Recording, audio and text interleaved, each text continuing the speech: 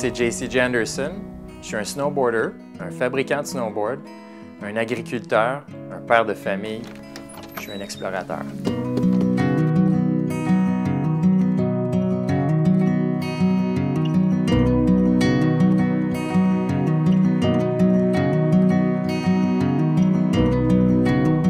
Dès ma première journée, je savais que le snowboard, ça allait être une grande partie de ma vie.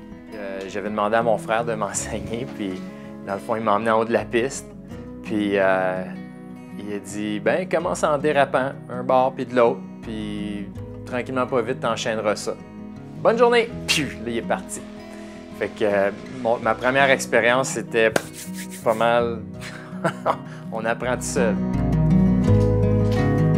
La raison pourquoi le snowboard m'a attiré tant, c'est le côté exploration. J'ai toujours été quelqu'un qui voulait voir le nouveau, qui voulait juste explorer.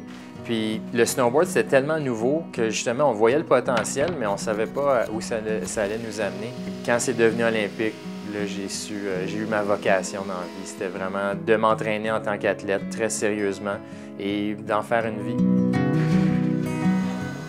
Après les Jeux de Vancouver, j'étais accompli en tant qu'athlète. Je voulais continuer à explorer.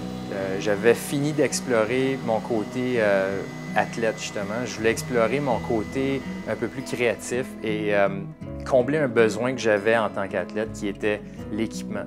Je voulais être capable de me lever un matin, de ne pas me faire questionner nécessairement sur qu'est-ce que j'avais besoin, mais juste de le faire. Donc, la compagnie de snowboard est partie comme ça. J'étais encore dans l'âge où est-ce que je pouvais courser et fabriquer mes planches. C'est une opportunité que personne n'a sur la planète, de combiner les deux. C'est une fenêtre de peut-être 3 à 5 ans. Je suis en train de le vivre, puis c'est magique.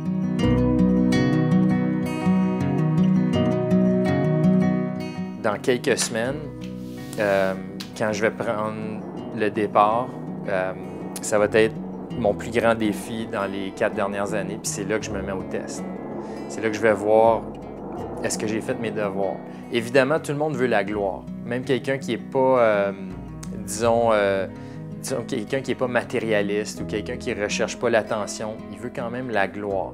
Soit la gloire intérieure ou juste d'être capable de prouver à tout le monde que tu es un être qui a poussé les limites plus que n'importe qui.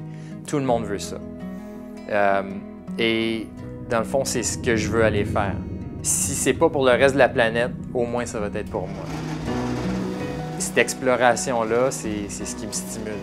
Ça me prend des changements. Je peux pas faire la même journée redondante tout le temps.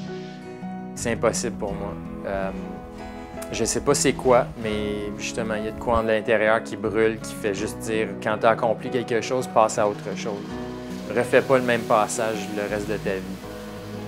Tant qu'à moi, la vie est trop courte pour recommencer la redondance et la monotonie.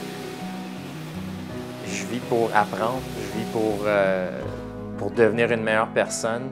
Et si tu restes à stagner, tu ne peux pas t'accomplir en tant que personne. C'est beau, tu peux stagner en tant que vainqueur, mais qu'est-ce qui arrive après la compétition? Il n'y a rien, tu sais. Tu tombes dans un néant. Il faut que tu recommences à zéro, quoi que ce soit que tu fais.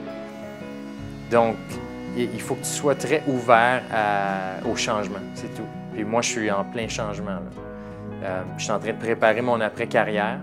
En même temps, je suis en train de m'accomplir en tant que personne. Je ne peux pas aller à l'école. Donc, c'est l'école de la vie qui doit s'occuper de moi. Et je dois le prendre avec le plus d'humilité possible.